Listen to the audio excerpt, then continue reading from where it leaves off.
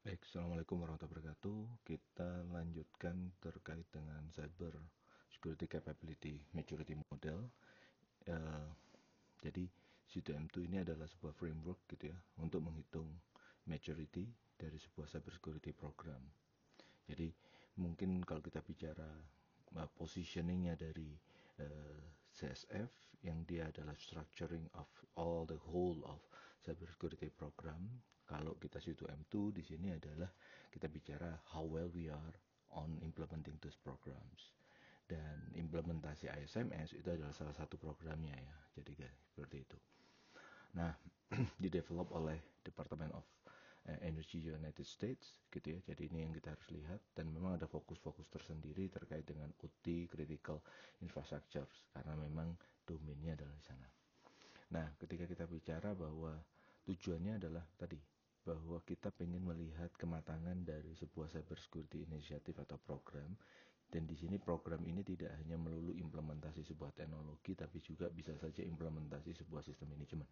Oke, dan ini bisa membantu untuk melakukan improvement dari skala prioritas, mana yang lebih penting, mana yang enggak, dan kita bisa memanfaatkan untuk membenchmark gitu ya dengan peers gitu ya, terutama yang berada di satu sektor yang sama, ataupun dalam proses penyusunan roadmap kita bisa nge-track progress dari roadmap gitu ya berdasarkan tingkat maturity itu. Berikut adalah C2M2 structure, jadi terdiri dari 12 domains gitu ya. Nah, kita mulai dari domain terkait dengan aset gitu ya, dan change management, configuration management. Jadi cara menstrukturkannya agak sedikit berbeda kalau kita lihat dari SMS dan NIST CSF gitu ya. Lalu ada threat dan vulnerability management, risk management, identity access management, situational awareness. Kita bicara information sharing dan communications. Lalu kita bicara incident response dan continuity operations. Kita bicara supply chain dan dependency management, workforce management, ini terkait dengan human, sama cyber security program management. Nah, kita akan kontekstualisasikan masing-masing domain itu ketika mereka berada di sebuah company. Jadi ketika kita bicara asset change dan configuration management, kita akan ingin tahu apa yang harus kita kelola, bagaimana itu dikonfigur, dan kalau dia berubah harus seperti apa.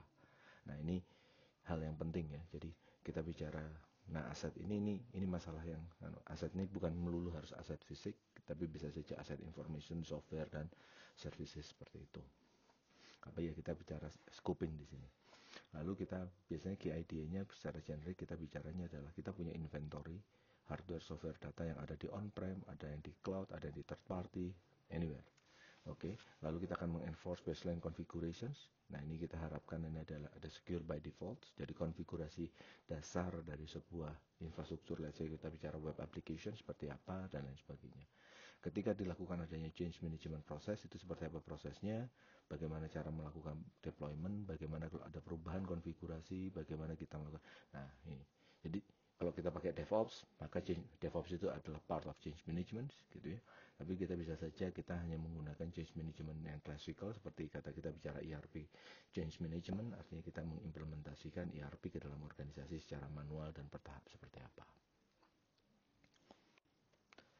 Pada domain threat and vulnerability management, nah ini kita akan mengidentifikasi tadi ya, apa saja sih weaknesses gitu ya, ancaman yang mungkin gitu ya diexploit, kita bicara.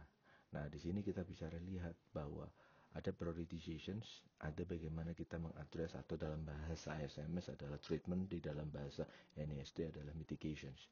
Oke. Nah, idenya adalah bagaimana teman-teman melakukan performing vulnerability scanning dan security testing. Nah, kita adalah di sini akan cerita terkait dengan identify dan addressnya seperti apa.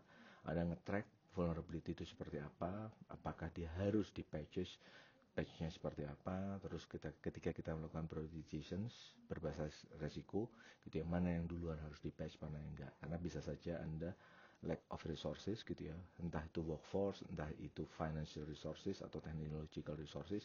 Nah, maka Anda akan bisa lihat berdasarkan tingkat resikonya. Lalu Anda melakukan stay informed ketika ada new threat atau new vulnerability dari external sources. Nah, ini of course one way of doing it gitu ya, ketika kita punya threat intelligence. Tapi another things that kalau kita punya report-report terkait dengan technical vulnerabilities gitu ya, dari report-report orang yang melakukan kontak ke CSIRT kita dan lain sebagainya. Dan itu bagaimana? Jadi cara mecahnya sedikit berbeda, tapi semua praktisi sebenarnya ada mappingnya. Nah, lalu ada juga domain berikutnya adalah kita bicara terkait dengan risk management, di mana risk management di sini Anda diminta organisasi itu understand dan memanage cyber security risk, gitu ya, yang align dengan misi dari organisasi, services yang ada, dan aset yang sudah diidentifikasi di domain yang pertama. Nah, ini yang perlu harus dilakukan adalah identification dari critical things, ya, baik itu critical dari sisi proses ataupun dari cara aset. Karena ada dua hal teman-teman yang harus pahami, bahwa ada sebuah proses. Kadang-kadang kita bicara bahwa karena kita adalah sebuah organisasi infrastruktur kritis yang menghasilkan energi, maka energy generation itu penting, maka power plant penting, distribution itu penting, dan kawan-kawan. Tapi lupa kita ngomong bahwa firewall itu penting. Padahal sebenarnya all those services are somehow protected by firewalls. Once your firewall is somehow depleted atau failed, maka sebenarnya semua sistem itu jadi unaccessible. Nah, karena apa? Ini adalah bisnis proses yang membutuhkan secara tidak langsung dukungan dari sebuah aset, dan kita lupa menggambarkan tadi ya hal tersebut gitu ya dari sisi asetnya. Nanti kita akan lihat juga threat dan ancaman dan kerentanan dan impactnya seperti apa. Nah, ini karena tadi kita sudah lihat asetnya kita punya apa, kita tahu ada threat dan vulnerability seperti apa, ini resikonya seperti apa, dan impactnya ke bisnis seperti apa. Nanti kita di sini akan melihat prioritization dan risk treatment serta risk appetite yang mau. Nah, di sini ada proses-proses risk management terjadi. Nah, ketika kita bicara domain, ada beberapa domain yang menjadi sorotan khusus di C2M2. Yang pertama adalah identity and access management. Jadi kita bicara bagaimana right people atau system have a right access gitu ya, to the right resources at the right times. Ini kita bicara. Kita punya roles, permission. Jadi kita bisa lihat ya, yang punya akses itu tidak hanya orang, tapi bisa jadi sistem.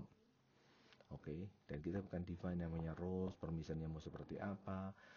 Lalu habis itu kapan kita menggunakan strong authentications, bagaimana kita mengimplementasikan least privilege principles, dan bagaimana proses review dan revoke itu sebenarnya dilakukan. Karena ini kita bicara mengelola sebuah access control list gitu ya, karena ada mutasi lah, karena ada retirement, ada new recruit dan lain sebagainya. Oke. Ini kita bicara di identity and access management. Dan kita bicara bisa saja sistem yang dipindahkan. Oke, dulu jalan di sini karena reorganisasi, maka sistem itu dipindahkan ke posisi yang lain. Bagaimana sistem ini di revoke aksesnya karena dia di reposition di tempat yang lain. Yang berikutnya adalah terkait dengan situational awareness. Jadi how to make visibility, ya, apa yang terjadi di lingkungan Anda. Nah, ini tidak menutup kemungkinan mana yang terkait dengan IT, mana yang terkait dengan OT. Kalau di sisi C2M2 itu tidak terlalu dibedakan, dan malah mereka punya beberapa pertanyaan yang khusus terkait dengan OT dan critical infrastructure. Ini ada aspek CM-nya, di mana kalian mengumpulkan information dan event. Bagaimana kalian melakukan deteksi adanya alert sama suspicious behavior, dan bagaimana melakukan dashboarding dan reporting. Selanjutnya, ketika kita bicara tahu kita punya vulnerability, kita aware terhadap aset kita, bagaimana kita melakukan information sharing dan communications, baik itu dilakukan secara internal maupun di eksternal. Kalau eksternal ke siapa? Bisa saja ke industrial group, jadi konsorsium yang terkait dengan PLN, atau terkait dengan pembangkit, ke search, ke regulators gitu ya, dengan mekanisme threat intelligence atau advisories. Tapi bisa saja kita melakukan yang namanya across organizations, yaitu the cross departments. Kalau ada outage, kalau ada perkembangan, kira-kira ada targeted attack yang menyerang di organisasi Anda, yang perlu teman-teman aware dan kawan-kawan. Oke. Nah, memahami ini itu penting karena apa? Bahwa apalagi kalau kita bicara di dalam konsep korporasi besar, itu kan akhirnya Anda biasanya membagi resources. Ada beberapa layanan yang dilakukan oleh Anda, beberapa layanan dilakukan oleh subsidiary Anda atau parent company Anda atau lain sebagainya. Nah, tetap karena saling bergantung, maka perlu juga saling sharing data, sharing intelligence dan lain sebagainya. Baik, di domain berikutnya kita bisa lihat bahwa di event incident response continuity, organisasi juga bisa mendeteksi atau bisa melakukan yang namanya incident response dan continue operations. Di situ mulai dari bagaimana mereka prepare for detect, respond, and recover, Jadi ini incident response sama continuity dikumpulkan jadi satu, which is itu hal menurut saya sangat personally saya suka dengan cara seperti ini karena DR sama business continuity dan incident handling itu suatu kesatuan. Nah, nanti di sini akan ditanyakan tentang beberapa practices terkait dengan incident response plan seperti apa, business continuity, disaster recovery plan seperti apa, post incident review, gitu ya, untuk continuous improvement seperti apa. Berikutnya adalah domain yang terkait dengan external dependency, gitu ya, management, supply chain and external dependency management, gitu ya. Nah, memanage risk yang terjadi gara-gara kita punya dependency dengan supplier, service providers, external dependency, termasuk cloud di sini, karena itu biasanya third party, gitu ya. Ataupun kita bicara manage operations, gitu ya. Jadi ada pegawai yang di outsource dengan ini. Nah, ini security requirement di dalam kontrak, di dalam procurement proses seperti apa itu perlu juga didetailkan, dan bagaimana kontrol terhadap third party access itu seperti itu, dan handlingnya bagaimana. Dan kalau mereka ternyata ada failure atau compromise, bagaimana revoking access, bagaimana melakukan vendor selection yang sebagai alternatif, dan lain sebagainya. Domain berikutnya kita bicara terkait domain terkait dengan workforce management, gitu ya, the ensure staff kompetensi dan awareness itu aware, gitu ya, terkait dengan support untuk cyber security, role-nya bagaimana, dan ini tidak melulu harus pekerja IT, karena tidak selalu bahwa cyber security ini pure dilakukan hanya oleh orang IT, karena bisa saja kalau kita bicara adalah ada orang yang melakukan controlling beberapa infrastruktur kritis, itu biasanya orang technical, gitu ya, bukan IT related. Nah, tapi kan tetap mereka harus aware terkait dengan isu-isu cyber security. Lalu bagaimana awareness yang mereka harus lakukan, training seperti apa, specialized training atau technical skills yang mereka harus punya itu seperti apa. Pada domain terakhir, yaitu adalah cyber security program management. Nah, ini adalah sebuah program kesatuan, gitu ya, yang akan menjahit semua inisiatif yang ada, dari governance strateginya seperti apa, bagaimana proses oversight-nya, one off project atau ongoing programnya seperti apa. Nah, di sini akan ngomongin bicara governance-nya maupun bagaimana memanage program-program tersebut. Jadi aspek ISMS ya kalau kita bicara, gitu, itu di sini. Kita nentuin matriks, memonitor efekasinya, memonitor performance-nya, continuously improve, dan lain sebagainya. Terus habis itu bagaimana kita menyatukan antara cyber security risk into enterprise risk itu seperti apa.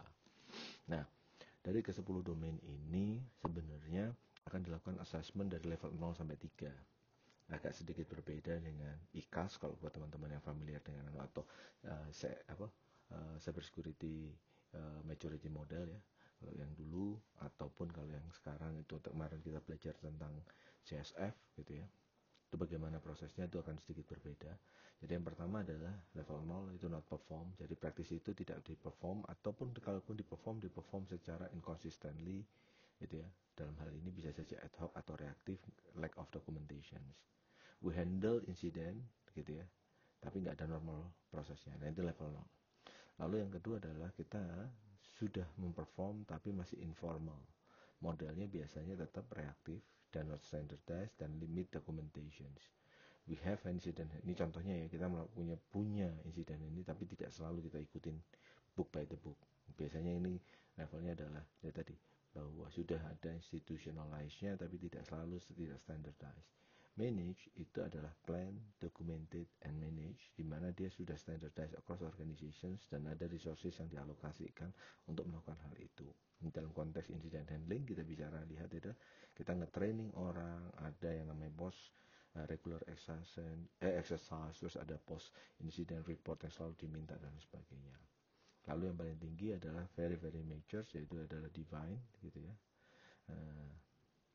Itu adalah praktis itu well karakteristik, lalu dipahami oleh organizations, lalu secara continually itu diimprove seperti itu. Jadi ada lesson learned report, feed, itu dilihat, direview, tindak lanjutnya seperti apa, dan lain sebagainya. Nah, kalau kita kontekstualisasikan, bisa saja rubrik, gitu ya, untuk melakukan yang namanya maturity indicator levels, gitu ya, di domain incidents, event and incident response. Itu kita bisa lihat ML0 itu sama operator react, but something goes wrong, tapi nggak punya formal ini. Lalu yang kedua bisa saja kita punya formal tapi itu nggak standardized, atau yang MIL 2 itu manage gitu ya. Nah itu teman-teman sudah punya definisinya, punya mekanismenya gitu ya, dan responsibility-nya sudah jalan, sudah ada exercise dan lain sebagainya, tapi belum itu dikelola dengan cara continuously improve ataupun dioptimasi untuk menjadi lebih baik. Ini kalau di domain. Sebenarnya di dalam domain itu ada pertanyaan-pertanyaan detail kalau kita bicara. Nah, kriterianya model seperti ini. Jadi pertanyaan untuk di AER domain gitu ya, event and incident response, itu ada aspek yang lebih detail lagi, yaitu terkait dengan addressing cyber security gitu ya, cyber security in continuous of operations gitu ya. Jadi di IR itu ada salah satunya yaitu tentang continuity operations gitu ya. Nah, mereka akan punya pertanyaan nih, apakah continuity plan itu develop dan sustain nih? Itu MIL 0. Lalu apakah datanya di backup? Apakah IT atau OT aset itu requiring spares gitu ya, are identified at least ya in ad hoc manner. Nanti MIL 2 itu apa, MIL 3 itu seperti apa. Ini pertanyaan-pertanyaannya ini ada titik-titik ya, jadi ada banyak. Kita bisa lihat di sini ada beberapa pertanyaan yang langsung menjurus ke IT dan OT specifically gitu ya ke mereka, karena yaitu tadi kalau kita bicara C2M2 ini dibuat khusus oleh Departemen of Energy untuk domain mereka.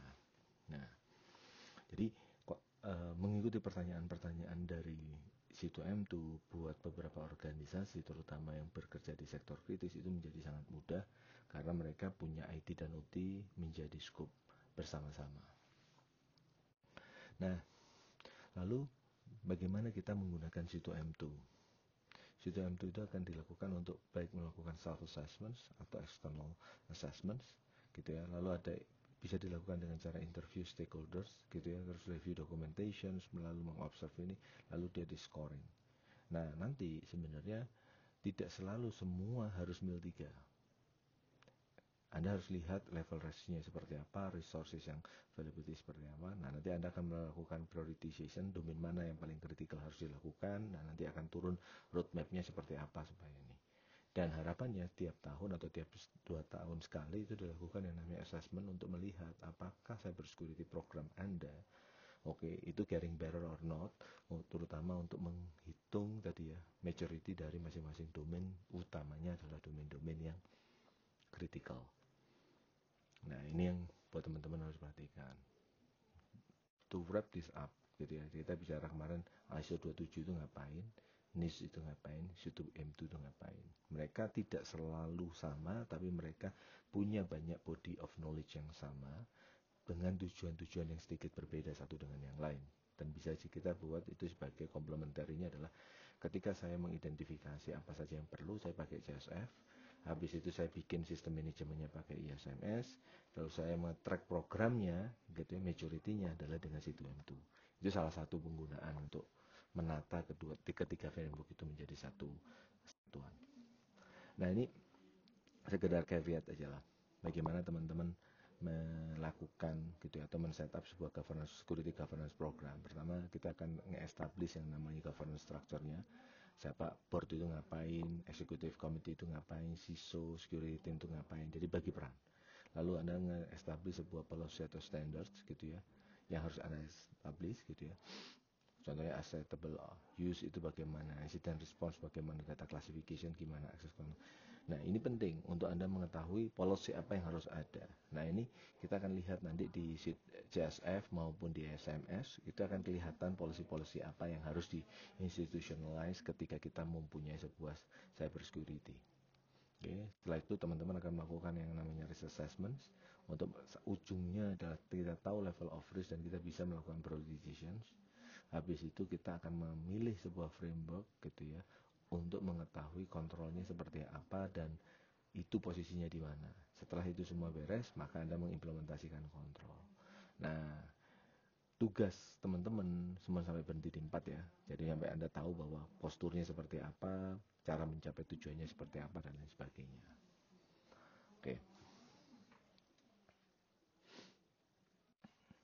Baik, setelah kita melakukan belajar terkait dengan bagaimana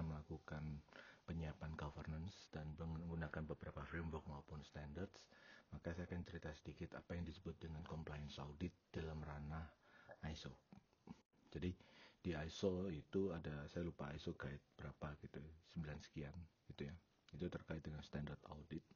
Dan ada banyak tipe audit. Yang pertama adalah internal audit. Nah, itu dilakukan oleh organization own auditors. Nah, ini biasanya menjadi prasyarat sebelum yang namanya external audit itu dilakukan. Kalau external audit dilakukan oleh third party gitu ya. Contohnya dalam kasus ini 27001 itu adalah dilakukan audit. Nanti kalau kita bicara PCI DSS juga bisa dilakukan audit gitu ya. Lalu ada regulatory audit. Nah, ini dilakukan oleh government body, nah BPK dan kawan-kawan.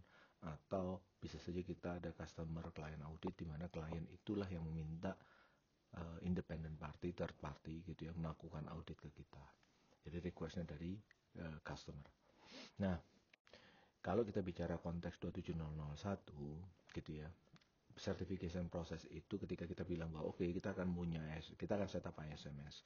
Nah, itu tadi kita bisa melakukan ISMS itu regardless kita mau melakukan audit atau tidak. Tapi ketika kita melakukan audit, kita bertujuan melakukan audit, selain kita men-setup ISMS, kita harus bisa melakukan yang namanya tadi gap analysis antara kondisi Anda saat ini dan requirements dari auditnya atau requirement dari ISMS-nya. Nah, dengan cara seperti ini, kalian bisa menentukan program-program apa saja yang kalian akan lakukan sebagai remediations. Nah, setelah kalian siap, Anda bisa request untuk melakukan yang namanya audit. Nah, biasanya dalam proses audit itu ada stage 1, stage 2. Jadi stage 1 itu Anda akan submit dokumen-dokumen audit itu untuk dokumen review. Nanti habis itu setelah itu ada stage 2 audit di mana mereka akan melakukan visit gitu ya ke organisasi Anda untuk melihat apakah yang kalian sudah dokumentasikan is really implemented gitu ya. Dan certification itu biasa dilakukan valid untuk 3 tahun, di mana secara annual kalian harus melakukan surveillance audit untuk memastikan ke keberlangsungan audit proses atau ISMS proses yang sudah Anda katakan tadi sudah Anda implementasikan. Nah, proses recertification sendiri akan dilakukan setiap 3 tahun gitu ya. Jadi kita bisa lihat ya, yang pertama dia certification, selalu surveillance 1, surveillance 2, nanti recertification, selalu surveillance 1, surveillance 2, lalu recertification dan lain-lain. Itu hal-hal yang lazim dilakukan ketika kita melakukan audit. Nah, selanjutnya kita juga akan bisa lihat ada kebutuhan-kebutuhan lain di mana kalian pengen melakukan compliance audit gitu ya. Pertama itu tadi Anda harus melakukan audit preparations. Nah, ini harus dilakukan identifikasi documented information apa atau evidence yang Anda harus collect. Karena nanti dasar utama dari audit adalah documented information dan bukan apa yang terlihat dulu. Maka dia harus lihat apa yang tertulis, habis itu nanti mereka akan melakukan apa yang sudah dilakukan. Dan harus dilakukan internal audit biasanya setahun sekali sebelum dilakukan yang namanya external audit atau management review gitu ya. Lalu bagaimana kita melakukan addressing non-conformity. Jadi kita bicara adalah, kalau kita bicara in compliance itu sebenarnya bahasa yang terlalu keras. Biasanya kita bicara ada compliance itu ngecek apakah sebuah standar itu sudah dilakukan, atau kita bicara praktis kita itu conform dengan standar atau enggak. Nah, nanti ketika kita melakukan mengadres non-conformity gitu ya, itu kita harus akan melakukan dua hal di sini. Corrections, oke, atau korektif.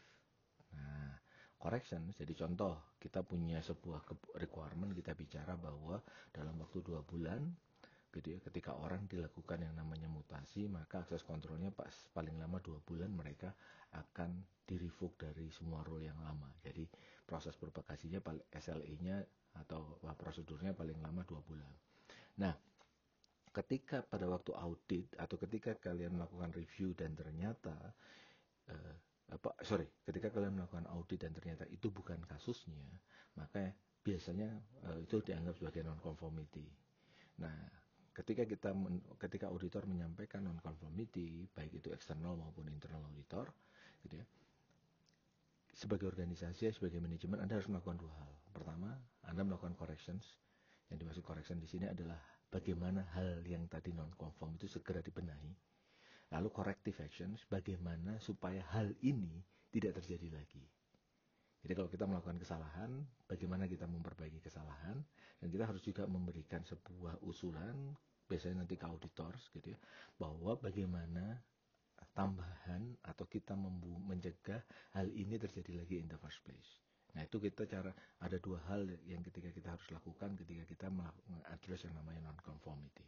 Jadi nggak bisa kita hanya sekedar membetulkan kesalahan saja, tapi kita perlu juga melakukan bahwa non-conformity ini harus dilakukan dengan cara non-conformity ini harus dilakukan dengan cara seperti apa, diadresnya dalam bentuk corrective actionnya, pencegahannya. Lalu bagaimana proses training staff terhadap audit proses supaya mereka bisa menjawab pertanyaan dengan baik, tidak bertele-tele. Lalu bagaimana kita punya yang namanya audit coordinator yang memastikan bahwa proses audit itu berjalan lancar. Atau bisa saja modelnya kayak project management officers, atau biasanya adalah orang yang memang paham terhadap audit proses dan paham terhadap SMS. Nah, common audit finding biasanya terkait dengan incomplete risk assessments. Nah, ini bahaya kalau kita bertemu seperti ini. Biasanya finding itu akan ada 3. Majors, minors, dan OV. Nah, OV itu opportunity for improvement. Nah, majors itu artinya adalah standard sendiri tidak ada, tidak mengadres itu.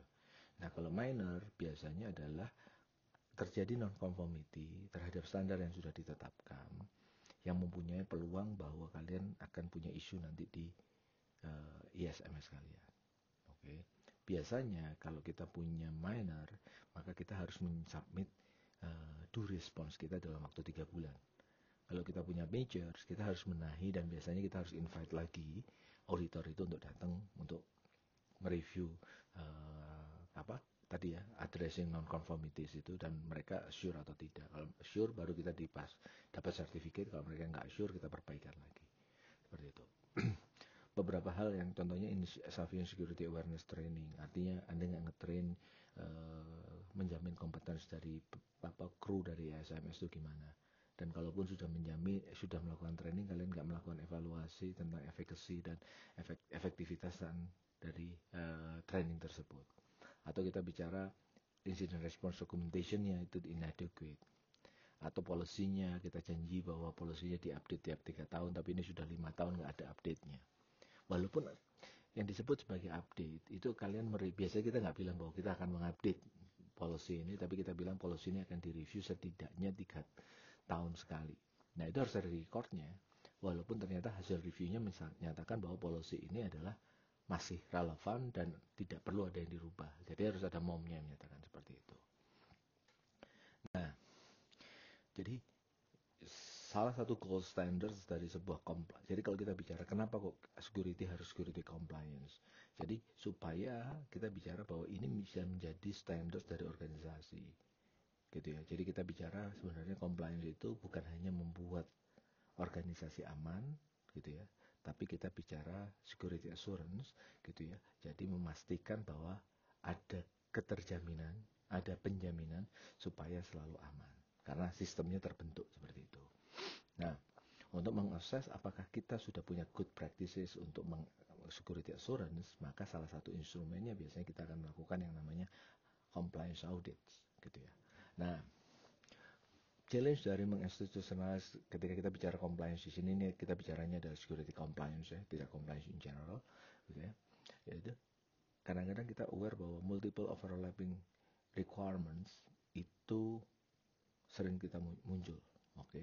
Dan kadang-kadang kita bicara karena kita pakai framework 3 tadi, ada yang similar but not identical. Bagaimana nih caranya? Kita harus tahu bahwa yang mandatory itu adalah yang ISMS. C2M2 dan CSF itu adalah itu voluntary basis. Tapi mungkin akan sedikit berbeda ketika kalian adalah US company, di mana C2M2 kalau berada di Department of Energy itu hampir mandatory ya, hampir mandatory. It's very very strongly suggested practices. Seperti itu. Lalu maintaining multiple compliance programs itu resource intensive gitu ya. Mungkin saja contoh nih ya, ada orang compliance terhadap SMS gitu ya, tapi dia compliance juga terhadap IT business continuity dan IT service management. Nah ini akan nanti ada alignment proses dan kawan-kawan, dan itu jadi effort ya. Itu ya. Biasanya kita harus punya sebuah unified framework untuk nge-handle itu semua. Lalu bagaimana memastikan continuous compliance, karena banyak orang set and forget gitu ya, dan akhirnya nanti compliance-nya nggak sustain. Kenapa? Karena contoh, begitu ada undang-undang PDP tata persilatan berbeda. Begitu kemarin ada PDN kejadian, threat picture itu akan berbeda. Nah, begitu AI masuk, nah jadi compliance itu cara paling mudah kita membuat sebuah inisiatif bagus menjadi standard practice. Ya, begitu itu jadi compliance practices. Tapi memang Anda harus nge-set bar bahwa kalau ini bukan bisa menjadi company wide, maka bisa saja kalau ketika kita institutionalize itu sebagai compliance requirement, maka banyak organisasi atau unit atau individu yang melanggar compliance. Nah, itu kita harus melakukan trade-off-nya. Tantangan berikutnya adalah evidence collection dan management. Ini karena manual evidence collection is time consuming dan error prone, makanya kadang-kadang butuh platform, butuh dokumen management system yang akan melakukan collection itu semua. Lalu ada scope creeping. Nah, ini isu tersendiri. Karena business growing, compliance scope is growing, new product macam-macam. Nah, akhirnya compliance-nya makin hari makin besar. Dan ini harus hati-hati. Walaupun sebenarnya kadang-kadang scope yang terlalu kecil itu punya ilusi bahwa organisasi kita tuh comply terhadap ISMS, walaupun sebenarnya is a tiny fraction of our organization is actually certified. Not majority or not even half of the organizations. Masalah berikutnya, kita bicara terkait dengan ketersediaan resources yang limited, gitu ya. Harus keep up with changes, baik changes dengan new requirements, new regulation, new technology. Lalu kita bicara terkait dengan third party compliance. Ketika kita pakai data centernya sudah comply belum? Ketika kita pakai layanan dari cloudnya sudah comply atau belum? Atau kalau kita memprovide sesuatu ke organisasi lain, maka organisasi lain itu akan meminta compliance tertentu ke kita. Oke. Nah, ini juga akhirnya compliance ini jadi hal yang menarik dan requirement-nya harus di-manage dengan benar. Supaya apa? Anda nggak melakukan sekian banyak pekerjaan hanya untuk compliance ke here and there. Tapi Anda punya unified framework yang bisa mensatisfy requirement dari sekian banyak compliance. Makanya biasanya itu kita bicara unified framework. Best practices yang sering terjadi, start with risk assessment. Jadi ketika kalian menentukan ini, kalian bisa tahu mana yang priority, mana yang enggak, mana yang urgent karena memang risknya tinggi, mana yang masih acceptable, dan kalian bisa bikin roadmap untuk menuju situ. Oke. Lalu pastikan punya executive support, gitu ya. Lalu integrate as a business process, jangan sebagai task force. Jadi kalau kita bicara untuk compliance itu jangan sampai bikin task force, tapi ya mungkin tahun pertama, tahun kedua itu ya. Tapi itu harusnya nanti di-embodied sebagai day-to-day practices di organizations. Focus on people, not just on technology. Document everything. Pastikan continuous improvement ini sudah jalan. Lalu leverage framework tertentu untuk melakukan compliance ini supaya akhirnya mudah buat auditor untuk make sense apa yang kita lakukan, itu satu. Yang kedua, kita punya path untuk menuju ke sana. Nah, untuk continuous improvement tentunya kita butuh yang namanya measure and report. Test your control regularly. Penetration testing is one of the instruments, but you might have another instruments to test your controls, to review your cybersecurity programs, stay informed, dari keep up with information and so on and so forth. Ini mandatory karena bisa saja kalian tetap aman, tapi karena requirement itu bergeser, karena risk profile bergeser, karena bisnis itu bergeser, karena teknologi itu bergeser, kalian jadi tidak relevan lagi. Nah, itu harus hati-hati. Jadi nggak bisa set and forget, gitu ya. Common pitfall. Biasanya orang bicara compliance itu sukanya checkbox. Jadi apa yang harus dilakukan? Oh ya, aku sudah ini. Nah, kalau kita melakukannya seperti itu kita nggak akan mengembody itu, dan bisnis proses atau practices kita nggak akan ke-shape. Ada ruginya di situ. Atau yaitu tadi, itu tidak ada eksekutif yang menjadi champion atau menjadi supporter dari ini semua. Terlalu fokus di teknologi. Biasanya kalau kita bicara checkbox compliance itu biasanya teknologi centric. Oh ya, kita punya firewall, kita sudah punya ini, kita punya ini. Oh ya, configuration management kita sudah ada, automatic configuration. Nah, semuanya center dengan teknologi karena kita mau memastikan bahwa requirement ini di checkbox. Okay. Inadequate documentations, one time implementations, jadi nggak ada continuous improvement. Biasanya kita fokus sama risiko kita, kurang untuk memperhatikan third party risk, risiko yang di-deliver dari dependensi kita ke organisasi lain atau ke services lain. Poor of communications, nah ini isu juga. Lalu unrealistic scopes. Unrealistic ini kadang-kadang itu tadi terlalu besar ya. Nah, ini kita harus lihat. Final remark dari sini kita bisa lihat nih bagaimana gitu ya ketika kita bicara terkait dengan security governance itu dia adalah strategik ya, tidak tactical saja. Ketika kita bicara 27001, NIST, CSF, C2M2 itu complementary dengan posisi here and there-nya. Dan kita bisa lihat risk is the center of everything. Jadi kalau Anda punya threat, punya vulnerability, Anda harus bisa melakukan kalkulasi risiko supaya kalian bisa menentukan risk. Ya. Continuous improvement itu harus menjadi lalu people dan proses itu juga satu hal yang penting in addition to technology. Dan documentation as a formal itu penting karena itu yang sebenarnya kita bisa pegang dan kita bisa review tentang practices kita apakah sudah matang atau tidak. Oke, sekian, terima kasih, selamat semangat belajar.